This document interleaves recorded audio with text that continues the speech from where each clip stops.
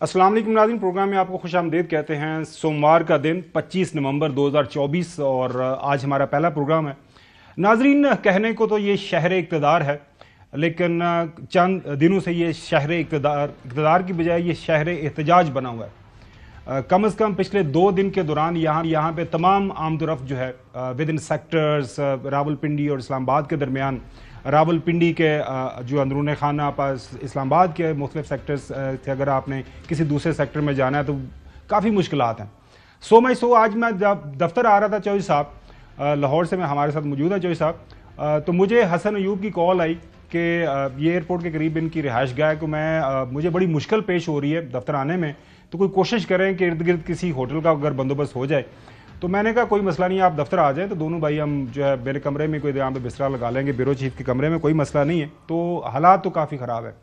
नाज़रीन, आज के दिन रावलपिंडी इस्लामाबाद समेत मरी का कोई बच्चा, कोई बच्ची, कोई नौजवान ना कोई स्कूल कॉलेज में गया, ना किसी काम पे गया, ना किसी रेडी बान ने अपनी रेडी लगाई है, ना कोई दिहाड़ी दहाड़ जो है वो किसी अपने कंस्ट्रक्शन साइट के ऊपर गया, ना बेचारा कोई फूड पांडा वाला उसको कोई ऑर्डर मिला है, ना जो ऑनलाइन टैक्सी सर्विसेज है मुख्तलिफ, ना उनको कोई गाहक मिला है। लिहाजा हज़ारों या लाखों की तादाद के अंदर वो ख़ानदान जिनका जो ज़ीरा मुआश है रोज़ाना की बुनियाद के ऊपर जो होता है, अगर उस दिन उनको काम नहीं मिलता तो वो उनके घर कोई जो है पैसा नहीं आता। कुछ ऐसे भी नाज़रीन घराने हैं कि जहाँ पे अगर दिहाड़ीदार जो है उसको दिहाड़ी नहीं मिले तो उसके घर खाना नहीं पकता। लेकिन ये जो हालातों वाक़यात शहर इक़्तिदार, ख़ास तौर पर जो जुड़वां शहर है रावलपिंडी और इस्लामाबाद के बने हुए हैं, उसकी वजूहात जानेंगे कि क्या वजह है कि हमने पाकिस्तान का जो दारुल खिलाफा है, कहने को दुनिया का खूबसूरत तरीन हमारा ये दारुल खिलाफा है, लेकिन इसका हमने एक ऐसा जो है चेहरा बना दिया है कि पूरी दुनिया के सामने जब हमारी यहाँ से कवरेज होती है तो वो अजीब व गरीब अल्फाज के अंदर होती है। सबके सामने सबसे पहले आपके सामने रखते हैं BBC की रिपोर्ट है नाजरीन। पाकिस्तान तहरीक इंसाफ इस्लामाबाद में एहतजाज, रास्तों की बंदिश की वजह से शहरी परेशान। अंग्रेजी में BBC की स्टोरी देख लें कि Pakistan police clash with Imran Khan supporters demanding his release, ये भी देख लें। उसके बाद नीचे निक नेम उन्होंने रख दिया है इस्लामाबाद जो शहर का कंटेनरस्तान, और क्योंकि हर तरफ आपको कंटेनर्स ही नजर आएंगे। उसके बाद अल जज़ीरा की आप देख लें कवरेज, वो भी कह रहे हैं कि Pakistan capital in lockdown before march by Imran Khan supporter. Then voice of America की स्टोरी भी आप देख लें कि Pakistan capital under official security lockdown due to opposition rally. नाज़रीन, ज़ाहिर है इसके ऊपर बहुत ज़्यादा बहस व मुबासा हो रहा है कि क्या इसकी जिम्मेदार पाकिस्तान तहरीक इंसाफ है या फिर हुकूमत वक्त जो है ओवर रिएक्ट कर रही है, क्योंकि उनके पास अगर कोई वोटर सपोर्टर नहीं है तो क्या वजह है कि आपने ना सिर्फ रावलपिंडी इस्लामाबाद को बंद किया हुआ है, बल्कि पूरे का पूरा अगर नॉर्थ जो पाकिस्तान है, शिमाली पाकिस्तान है, आप पंजाब से लेके जो ऑनवर्ड KP तक, ऊपर चतराल तक, मतलब पंजाब से अगर आप देखें मोटरवे बंद है, GT रोड बंद है, वहाँ से कोई ट्रैफिक आपको यहाँ पे इस तरफ नहीं आ रही। तो जाहिर है जब साउथ पाकिस्तान से जो डिफरेंट सप्लाई चेन्स है, पेट्रोल आना है, पेरिशेबल आइटम्स आने हैं, आज खबरें आ रही हैं कि जो टमाटर, प्याज, अदरक, लहसुन, ये सारी जो चीज़ें हैं उनकी कीमतें डबल हो गई हैं।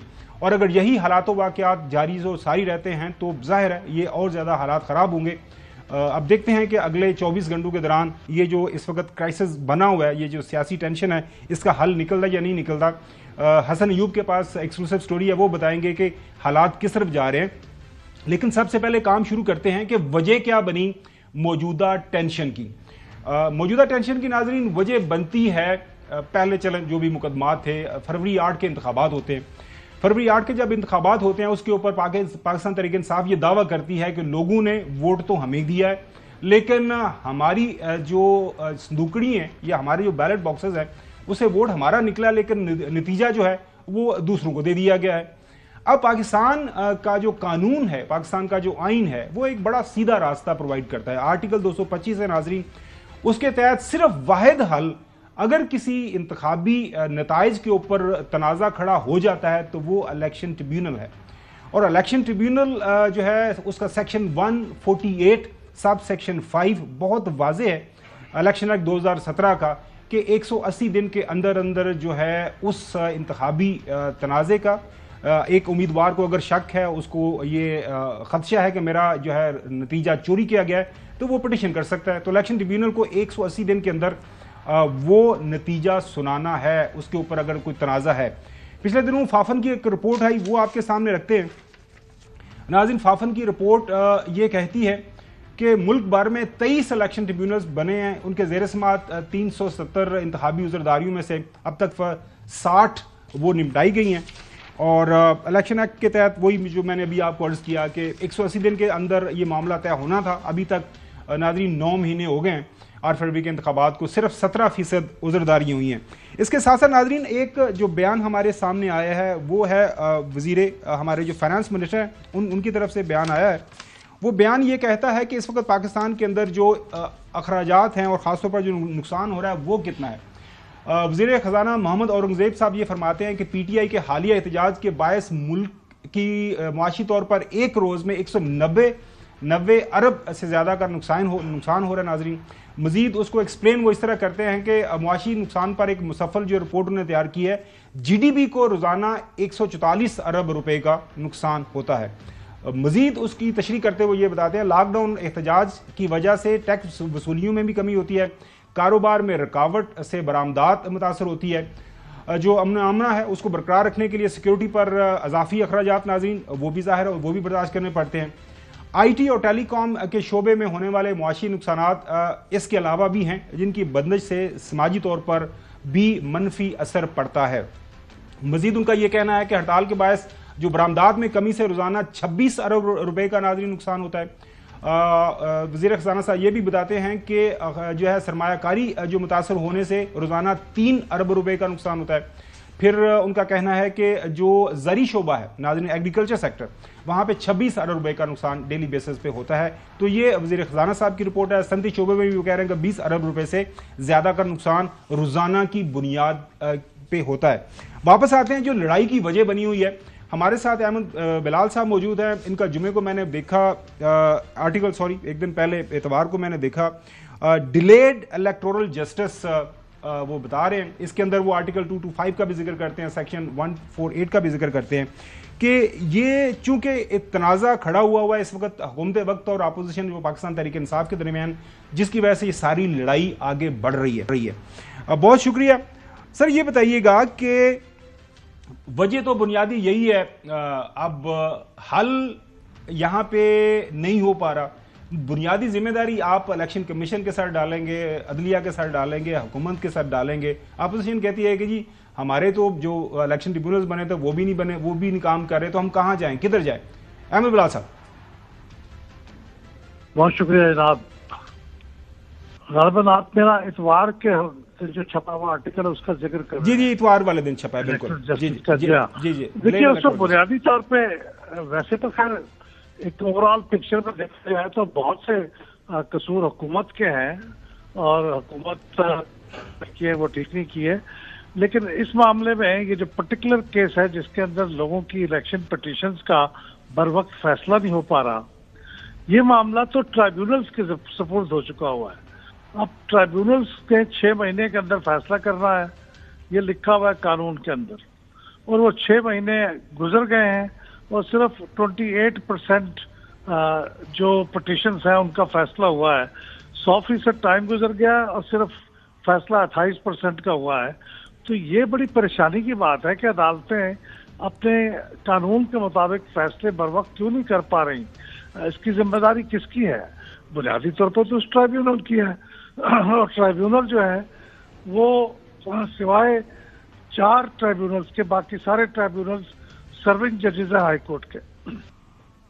4 रिटायर्ड जजेस हैं, उन्होंने तो काम ही शुरू नहीं किया। तो जो लोग सर्विंग जजेस हैं वो अगर अपने बर वक्त ये अपने फराइज को अंजाम नहीं दे पा रहे तो फिर इसकी जिम्मेदारी किस पे हो सकती है? या तो जुडिशरी, सुपीरियर जुडिशरी फिर उनका कोई एहतसाब करे, या फिर जुडिशल कमीशन फिर एनुअल परफॉर्मेंस रिव्यू में उसका एहतसाब करे। लेकिन कहीं ना कोई एहतसाब होना चाहिए ताकि ये कम से कम जो इंसाफ है लोगों को बर वक्त मुहैया हो जाए। बिल्कुल सही है। मेरे साथ चौधरी गुलाम हुसैन साहब और हसन अयूब मौजूद है। हसन, पहले आपसे सवाल करेंगे। सर, आपने एहतसाब की बात की ट्रिब्यूनल्स के, तो जजेस का एहतसाब के लिए तो फोरम एक ही है और वो है सुप्रीम जुडिशल काउंसिल।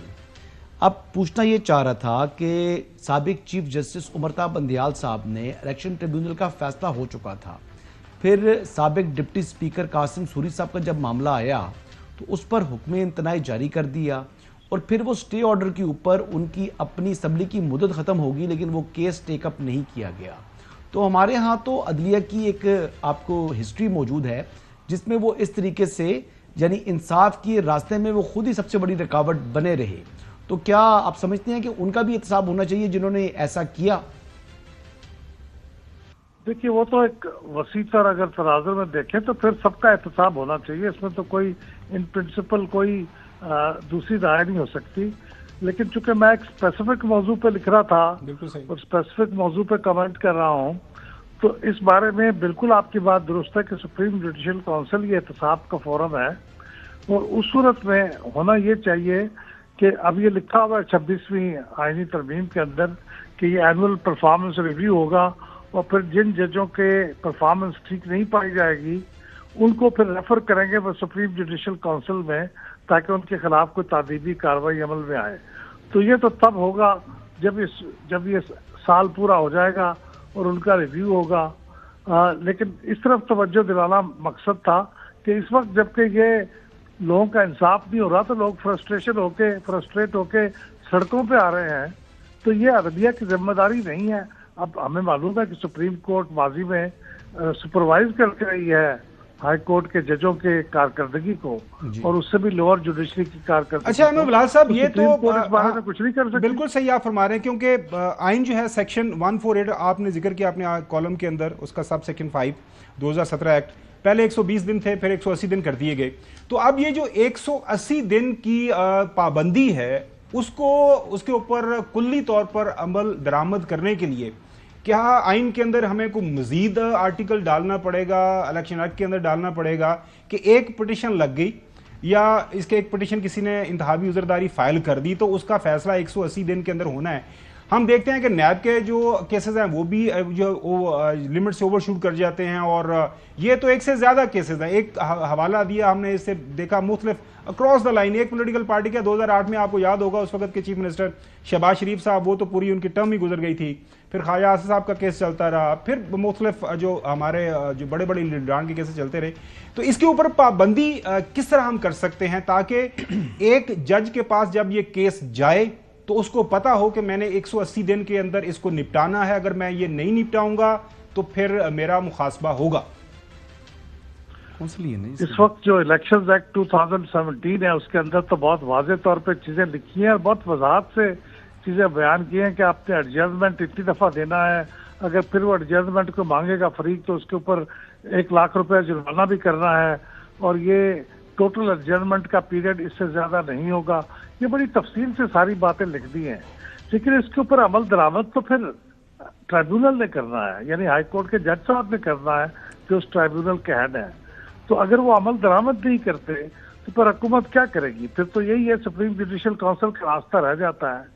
लेकिन मैं ये अर्ज कर रहा हूँ कि जब तक सुप्रीम जुडिशल काउंसिल का मामला नहीं आता, क्या सुप्रीम कोर्ट इन बातों का नोटिस लेके इसका एहतमाम कर सकती है कि वो हिदायत जारी करे हाई कोर्टों को कि वो अपने अपने ट्राइब्यूनल्स को बर वक्त अपने फैसले करने की हिदायत करें? देखिए ना, ये आफ्टरऑल ये जो ट्राइब्यूनल्स हैं हर हाई कोर्ट के चीफ जस्टिस के मातहत हैं, तो चीफ जस्टिस को भी इनका नोटिस लेना चाहिए हाई कोर्टों का, और फिर अगर जरूरत पड़े तो सुप्रीम कोर्ट का भी लेना चाहिए। लेकिन अल्टीमेटली ये मामला सुप्रीम जुडिशल काउंसिल में तब जाएगा जब ये इनकी एनुअल परफॉर्मेंस रिव्यू होगी और वो तो अभी 1 साल बाद होगी। बिल्कुल सही है। चौधरी गुलाम हुसैन साहब भी हमारे साथ मौजूद हैं, वो आपसे बात करना चाह रहे हैं। चौधरी साहब। जनाब अहमद बिलाल साहब जो हैं उनका बड़ा वसी तजर्बा है, इनकी जो ऑर्गेनाइजेशन है वो भी बड़ा ज़बरदस्त काम करते हैं, खुद भी बड़ी क्लैरिटी रखते हैं। लेकिन अब इशू आ रहे हैं 2, क्या इलेक्शन हुए 8 फरवरी को, 9 को, 10 को इलेक्शन का रिजल्ट मुकम्मल हो गया, कंपाइल हो गया, कोई जीत गया कोई हार गया।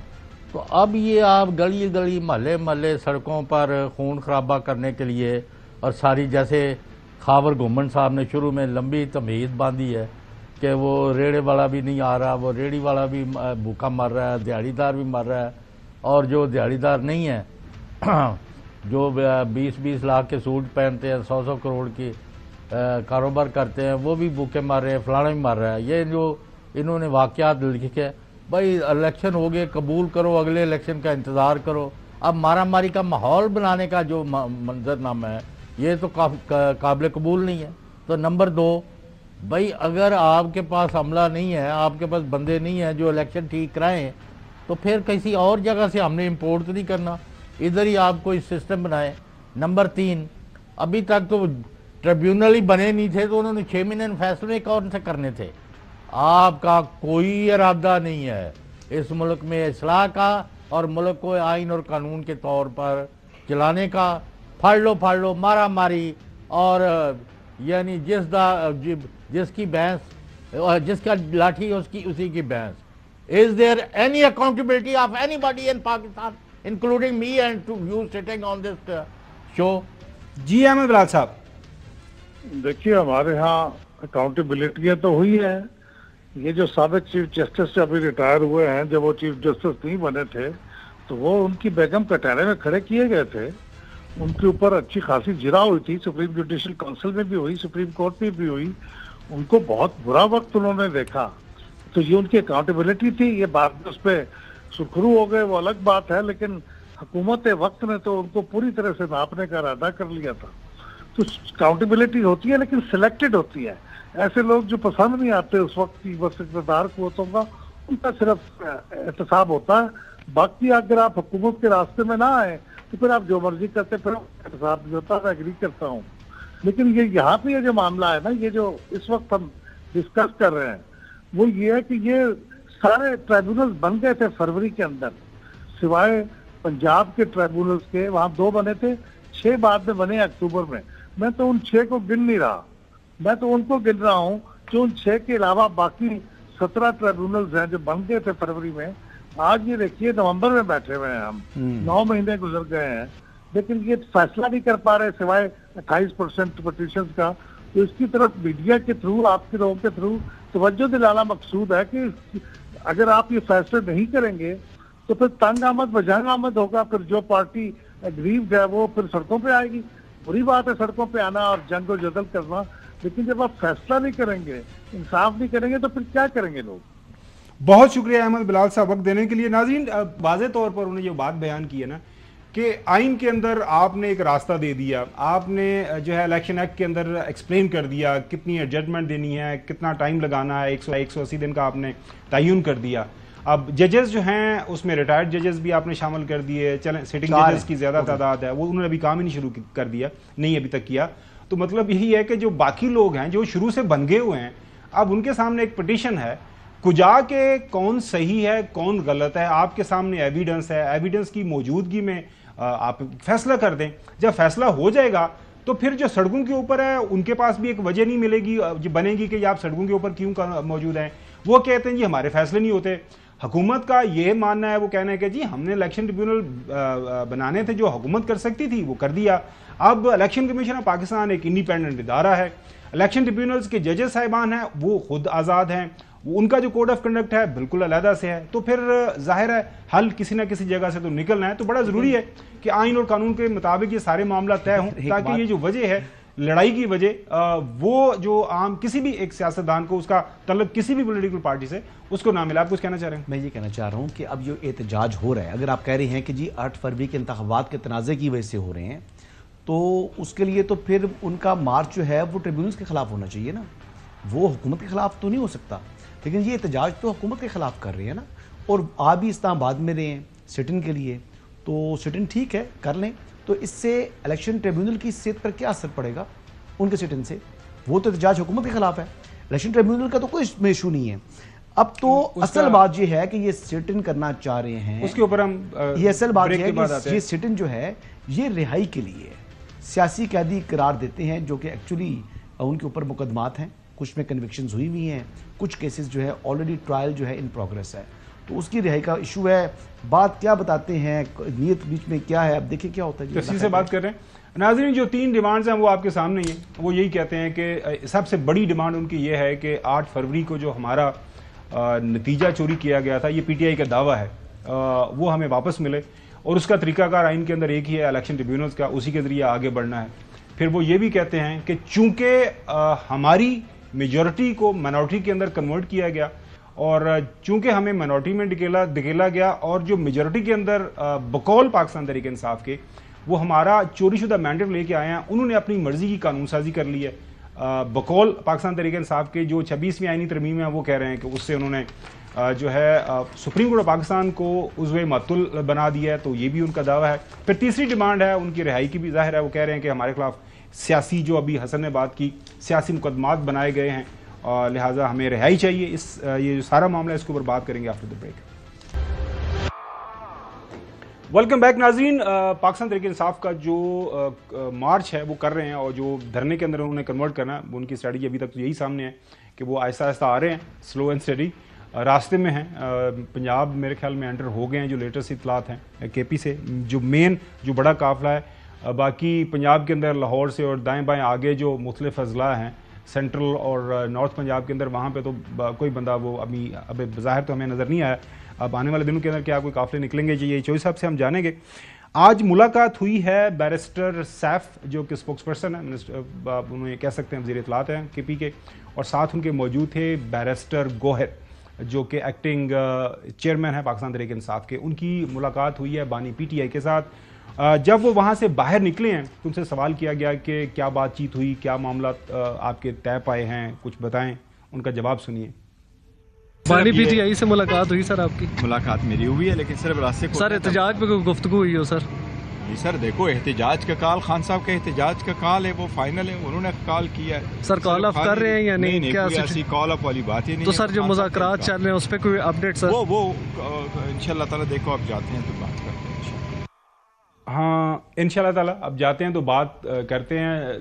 नाजरीन बज़ाहिर तो यही हमें लग रहा है कि आम हालात में मुलाकात नहीं होती, तो आज मुलाकात हुई है, करवाई गई है। इतलात के मुताबिक कोई घंटा 1.5 घंटा मुलाकात हुई और वहाँ पे सारा तफसील के साथ जो भी इनका एजेंडा है, अपना जो इनकी पॉलिसी है उसके ऊपर उन्होंने बातचीत की है कि इस मार्च को, इस धरने को आगे कैसे लेके बढ़ना है।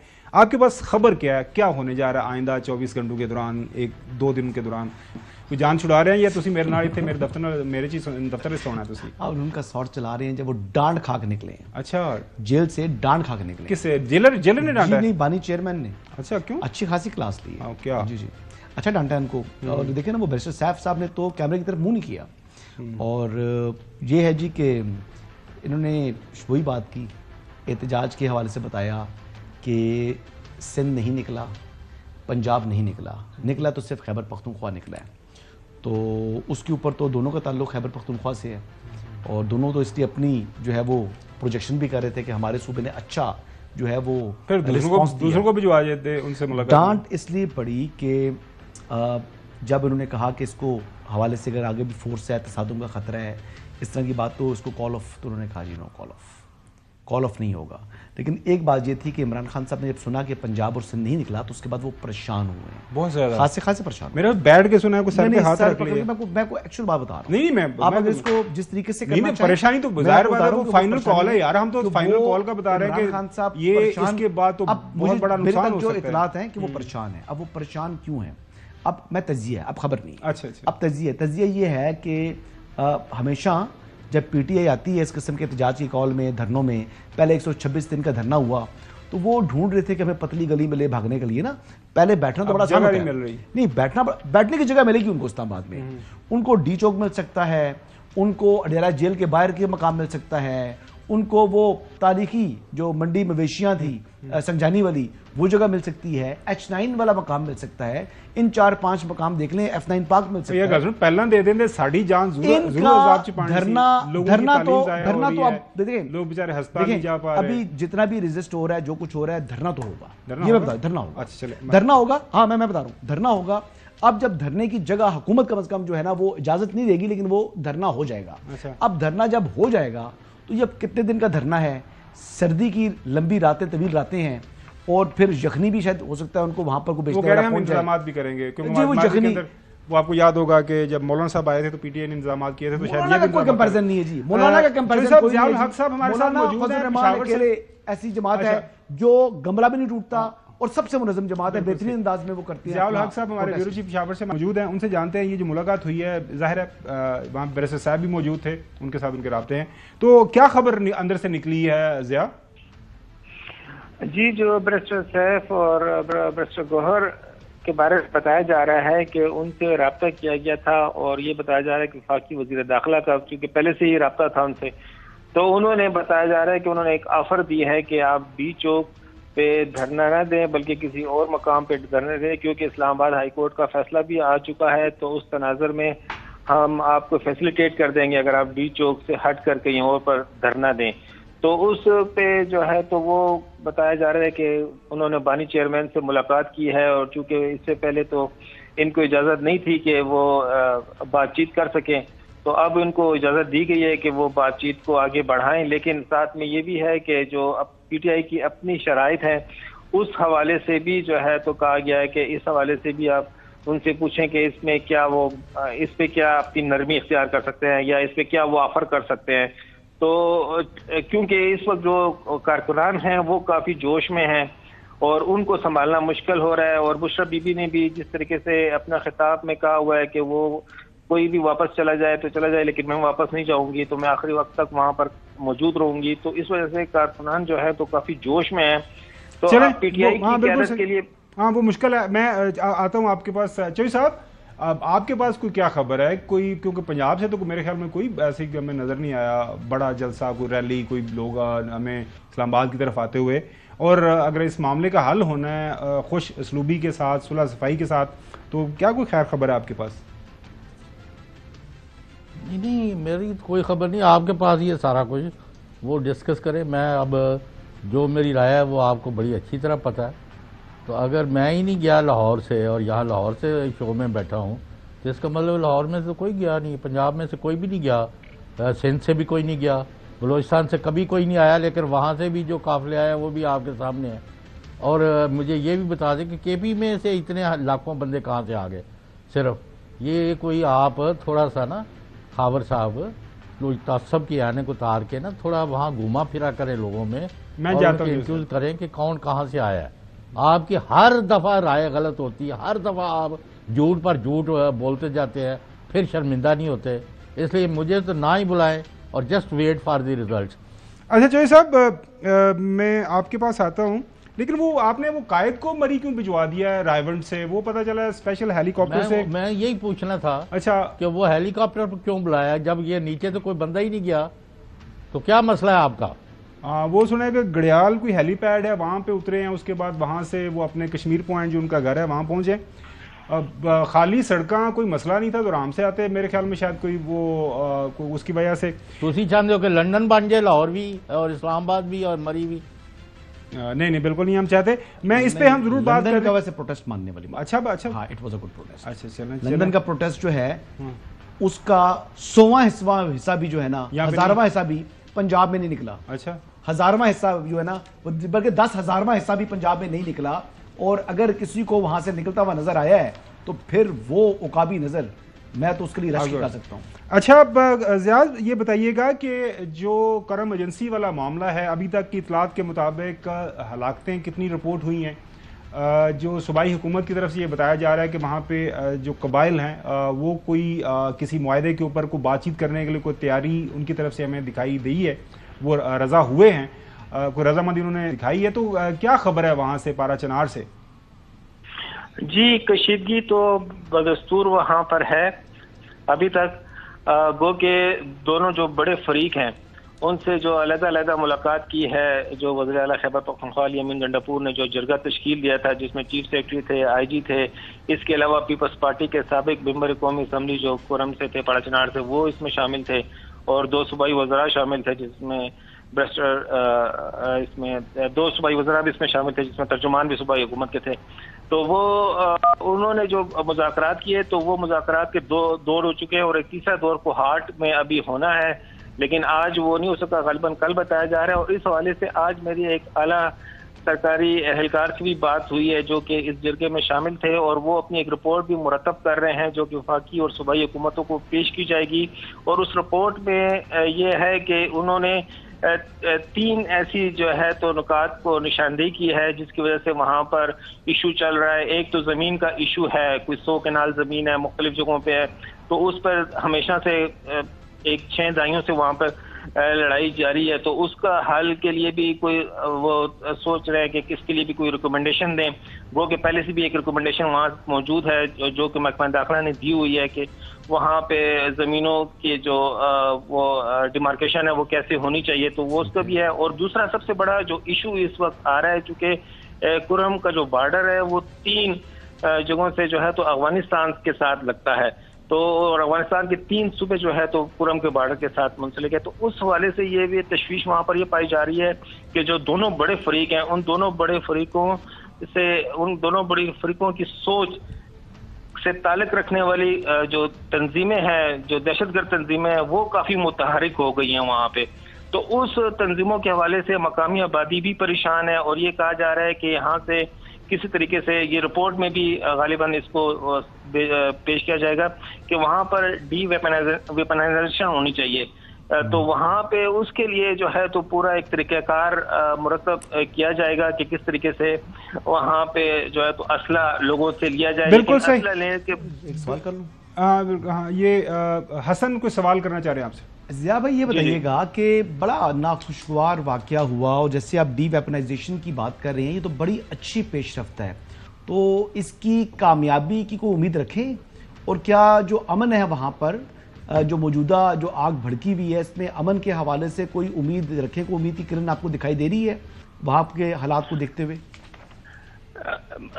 अगर तो रियासत की सोच देखें तो रियासत तो इस पे बहुत संजीदा इसको उसने लिया हुआ है, और रियासत कोशिश कर रही है कि जो दोनों फरीक हैं उनके साथ बातचीत भी, और ये खुशाइन बात है कि दोनों फरीक जो है तो वो रियासत की बात भी सुन रहे हैं।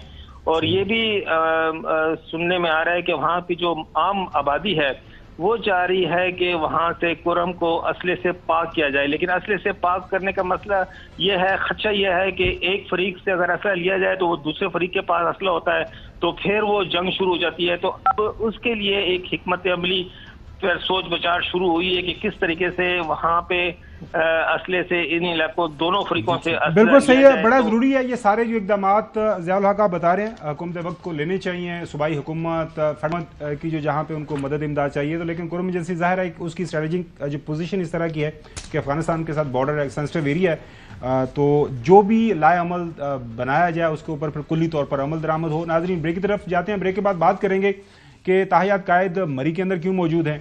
पता चला है कि चीफ मिनिस्टर साहब भी वहाँ पे जा रही हैं, और बाय रोड नहीं, उन्होंने बाय हेलीकॉप्टर ट्रैवल किया है। अपना हमारे जो नुमाइंदे वहाँ पे मौजूद हैं उनसे पता करेंगे कि एयर क्वालिटी जो है लाहौर और मरी के दरमियान कितना फ़र्क है। Stay with us. Welcome back नाजरीन। चौधरी गुलाम साहब की भरपूर फरमाइश के ऊपर हम आपको मरी लेके चलते हैं। अरसलान अयाज साहब हमारे नुमाइंदे हमारे साथ मौजूद हैं, उनसे जानेंगे मरी का मौसम। लेकिन अरसलान के पास जाने से पहले जो एयर क्वालिटी इंडेक्स है उसके मुताबिक मरी का जो मौसम है वो बड़ा मॉडरेट है।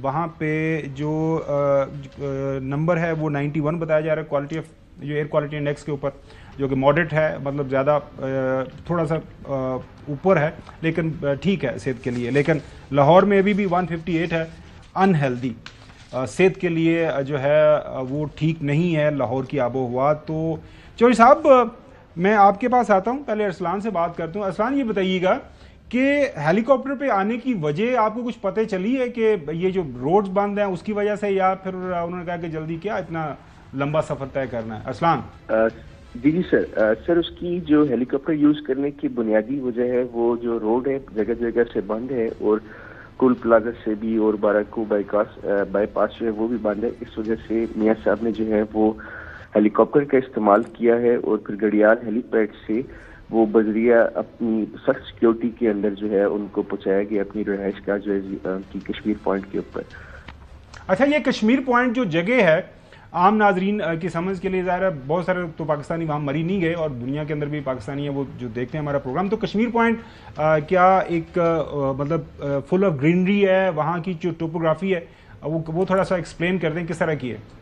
सर मरी का जो सिटी है उसका जो सबसे खूबसूरत तरीन एरिया जहाँ से व्यू बहुत अच्छा है, और कश्मीर पॉइंट इसको इसलिए भी कहा जाता है कि यहाँ से जो आज़ाद कश्मीर और मकबूजा कश्मीर की भी पहाड़ियों का जो है व्यू वो देखने को मिलता है आपको।